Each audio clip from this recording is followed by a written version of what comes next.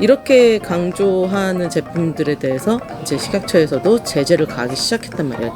너무 과장이다.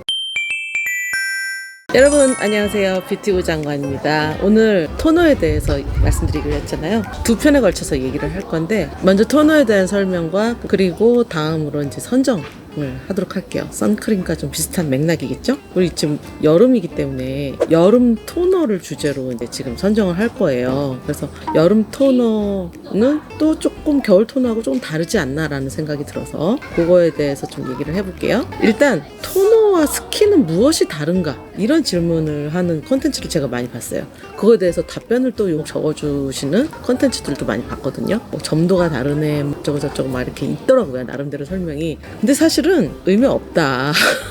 토너하고 스킨을 구분하는 것은 그렇게 큰 뭐 어떤 관리적인 것도 아니고 큰 의미가 있어서 이 업계에서 통용되는 어떤 구분이 아니에요, 사실은. 그래서 그냥 같은 것이다, 토너와 스킨은. 다만 토너가 있고 뭐 스킨을 따로 생각하시는 분이 있으시다면 그건 또 역시 생활 습관에 관련된 거니까 토너, 스킨, 아스트린젠트 아시죠? 뭐 그다음에 스킨 로션이라고도 하고. 근데 그 백색 느낌의 로션 말고 액체로 된 거를 통용해 가지고 우리가 토너라고 얘기를 하는데, 그래서 옛날에는 아스트린젠트를 되게 많이 썼었고 남자분들 화장 스킨에도 아스트린젠트가 주요 그런 역할을 했었거든요. 근데 요즘에는 이제 이름이 다 바뀌어가지고 다 토너로 얘기를 하고 있죠. 그래서 우리나라 식약처에서는 그럼 어떻게 얘기하고 있나 한번 봤어요. 식약처에서는 화장품의 유형을 여러 가지로 이제 구분을 해 놓았거든요. 그 중에서 기초 화장품 제품류 중에서 토너를 뭐라고 얘기하고 있냐면 수렴, 유연, 영양 화장수다, 이렇게 하고 있어요. 그리고 로션 따로 있고 에센스도 따로 있거든요.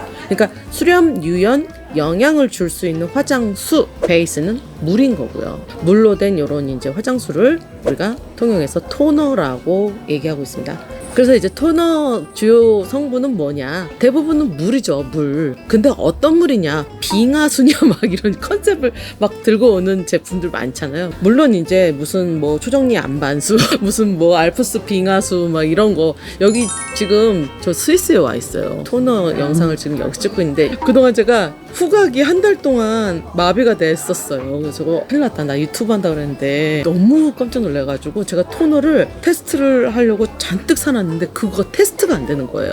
후각이 진짜 마비됐는데 이런 경험은 정말 처음이에요. 콜라하고 사이다 구분 안 돼요. 그래서 우리가 맛있다라고 하는 것들이 굉장히 후각에 의해서 이게 좌지우지 되는 부분이구나. 후각이 되게 중요하다, 이번에 확실히 느꼈어요. 그래서 제가 이제 돌아왔어요. 후각이 돌아와서 제품 테스트를 계속 하고 있는데, 지금 여기 스위스까지 그 많은 토너를 가지고 올 수가 없어서 제가 여행용으로 한두 개를 가지고 오고, 그 영상은 다시 한국에 가서 찍는 걸로 하겠습니다. 그래서 일단 토너에 대한 설명을 여기서 말씀을 드리는 걸로 간단하게 제가 부연 설명을 드렸습니다. 그래서 토너의 주요 성분은 뭐냐? 대부분은 물이다. 그 다음에 추출물 이런 거 있죠. 무슨 추출물 이 추출물이 또 약간 굉장히 설명이 필요한 부분이에요. 무슨 추출물 몇 프로 하면서 대대적으로 광고하는 그런 것도 있잖아요. 그러니까 화장품 표시 지침이라는 거 있어요. 광고 표시 지침. 그거가 사실 가이드가 있는 거거든요. 근데 작년 23년 11월부터 그 이제 가이드가 바뀌어가지고 무슨 추출물 뭐 90% 완전히 뭐 물이 아니다, 이거는 천연 추출물이다, 자연유래 추출물이다, 이렇게 강조하는 제품들에 대해서 이제 식약처에서도 제재를 가하기 시작했단 말이에요. 너무 과장이다. 그러면 그 추출물 안에 진정한 그 추출물, 그 성분의 함량은 얼마인가, 그걸 표시하라는 거예요. 그렇게 되면요, 뭐 몇십 프로 이렇게 나올 수가 없어요. 결국에는 그 에센스가 몇 프로 들어있는 건가, 전체 함량 중에 그 추출물 안에서도 정제수가 몇 프로고 그 액기스가 몇 프로가 들어있고 또 보존료, 방부제 이런 것도 들어가 있을 수도 있고 다른 이제 구성 B가 있단 말이에요. 그게 만약에 10%다 그러면 90%에 10%니까 9%예요. 전체 200ml 함량 중에 그 에센스는 9% 들어있는 거라고요. 이제 그게 바뀌었어요. 그래서 이번에 그런 것들이 오히려 소비자들에게 좀 더 현명한 정보를 줄 수 있지 않나, 그런 생각이 듭니다. 제가 또 왜 그러냐면요, 이 추출물이 여러분 많다고 해가지고 무조건 좋은 게 아니에요. 천연 성분에는 상당한 수준의 어떤 그 식물들이 자기를 보호하기 위해서 가지고 있는 특유의 어떤 성분들이 있단 말이에요. 근데 그게 물론 다 정제 과정을 거치고 화장품에 사용이 가능한 수준으로 다 나오지만, 화장품에 무조건 추출물이 많으면 좋다? 그게 아니라는 거. 그런 인식을 우리가 좀 버려야 된다라는 거를 저는 말씀드리고 싶은 거예요. 그래서 좀 더 현명한 그 어떤 팩트 체크를 한 다음에, 그리고 많다고 무조건 현혹되지 말고 내 피부에 맞는 제품을 찾아서 쓰는 게 자기한테는 제일 좋은 제품이다. 저는 그 말씀을 드리고 싶습니다. 자, 그 다음에 토너를 왜 바르죠? 저번에 누가 물어보시더라고요. 토너를 왜 바르냐고. 그러고 보니까 토너를 바르면은 물길도 열어주고, 뭐 약간 이런 거 있잖아요. 우리가 커피 내릴 때 린싱 하잖아요. 부밍이라고 하더라고요. 그런 것처럼 우리가 피부를 딱 이렇게 한번 적셔주면은 뭔가 물길이 열려갖고 그 다음에 흡수가 더 잘 되고 피부가 유연해져가지고 흡수가 더 잘 되지 않을까라는 생각으로 토너를 많이 바르죠. 그 다음에 또 두 번째는 좀 시원하지 않아요? 토너로 이렇게 한번 닥토를 하던, 아니면 딴딴딴 해가지고 쫙 이렇게 한번 적셔주던 피부가 좀 시원한 느낌을 받습니다. 사실 이게 습관에 가까운 건데, 토너를 뭐 바르지 말라 뭐 발라라 하는 거는 솔직히 성분으로 얘기할 부분은 아니고, 뭐 바른다고 해서 아주 많이 좋아지거나 안 바른다고 해서 아주 많이 나빠지거나 이런 건 아닌 것 같아요. 근데 우리가 이 화장품이 라이프 스타일이잖아요. 습관이란 말이에요. 이거를 이 사람들의 습관을 바꾸기란 정말 힘들기 때문에, 그리고 그게 좋다면 사람들은 계속 그 습관을 유지할 것이기 때문에 그거를 굳이 토너 쓰지 마세요 이런 말은 솔직히 저는. 근데 이제 제가 누트리지나에 쳐봤어요. 홈페이지에 뭐라고 나오냐면, 피부의 천연 수분을 빼앗지 않으면서 피부를 부드럽게 상쾌하게, 그리고 보습제 및 기타 피부의 유효 성분을 흡수할 준비를 해준다. 그리고 아스트링젠트에 대해서 딱 언급한 부분이 있는데, 알코올을 함유하고 있대요, 아스트링젠트는. 그래서 요거는 지성 피부를 위한 토너다, 이렇게 이제 얘기를 하고 있습니다. 그래서 제가 정리를 해보면, 우리가 밥 먹기 전에 물 한 모금 딱 먹거나 국한술 딱 뜨고 밥을 먹잖아요. 그렇게 하는 것처럼 약간 습관에 가까운 거다. 그리고 그렇게 함으로써 뭔가 다음 제품을 받아들였을 때 물길이 터지고, 그 다음에 흡수가 좀 더 잘 되게 도와줄 수 있는 그런 이제 피부 환경을 만들어주는 거, 프랩해주는 거. 그 다음에 토너를 바른 후에 피부 흡수율이 더 좋아진다라는 건 실제로 그렇게 증명된 논문은 제가 못 찾았어요. 그래서 꼭 그렇다고 해갖고 피부가 흡수가 더 잘 되냐는 모르겠지만, 간간히 제품마다 임상을 하거나 그랬을 때 이걸 바르고 딴 걸 발랐더니 흡수가 더 잘 되더라 라고 하는 임상이 있을 수도 있는데, 오히려 내 피부에 맞는 적당한 정도의 토너를 사용하면 그게 베스트다, 그런 생각이 듭니다.